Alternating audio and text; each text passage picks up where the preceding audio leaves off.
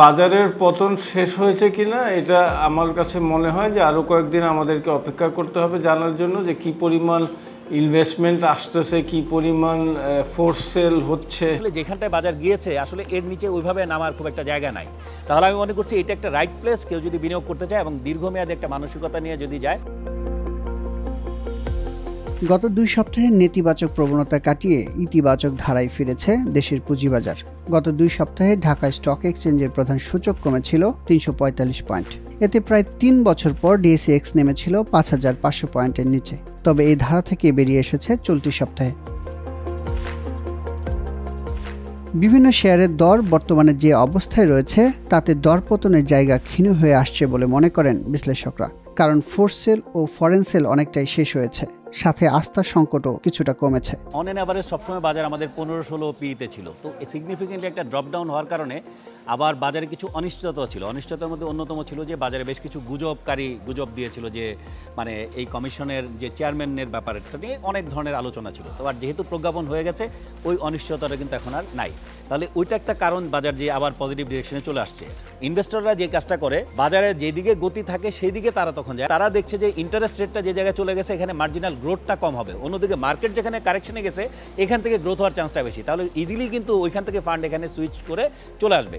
7-8 দিন ধরে আমরা চিন্তা করছিলাম যে একটা সাপোর্ট বাজারে আসবে, অটো সাপোর্ট যেটা, আর্টিফিশিয়াল সাপোর্ট না, অটো সাপোর্ট আসার কথা আমরা চিন্তা ভাবনা করছিলাম। কারণ হলো যে শেয়ার প্রাইস এত বেশি নিচে নেমে গেছে যে এখানে আমরা একটা অটো সাপোর্টের আশা করছিলাম যে চলে আসবে, কিন্তু সেটা দেরিতে হলেও এসছে, কয়দিন পরেই আসছে। চলতি সপ্তাহে ঢাকা স্টক এক্সচেঞ্জ ডিএসইতে লেনদেন হয়েছে 4 কার্যদিবস। কার্যদিবসের প্রথম দিনই ডিএসইর প্রধান সূচকে বড় উল্লম্ফন দেখা যায়। ওই দিন সূচক বাড়ে 97 পয়েন্ট।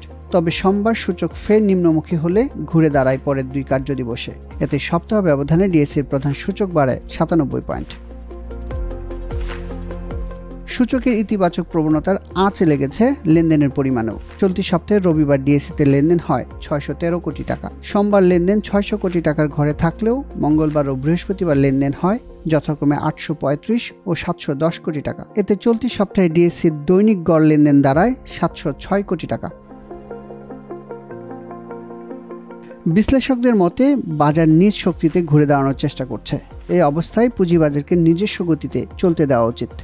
যেটা মনে হচ্ছে যে মোটামুটিভাবে বাজারটা একটা ব্যালেন্সের মধ্যে আসার চেষ্টা করছে, কিন্তু সেখানে যদি কোনো ইন্টারফারেন্স না হয়, সকল স্টেক হোল্ডার ইনক্লুডিং রেগুলেটর এবং প্রাইমারি রেগুলেটর ওদের যদি কোনো এমন কোনো সিদ্ধান্ত যদি না আসে তাহলে বাজার তার রোল প্লে করার জন্য প্রস্তুতি নিচ্ছে।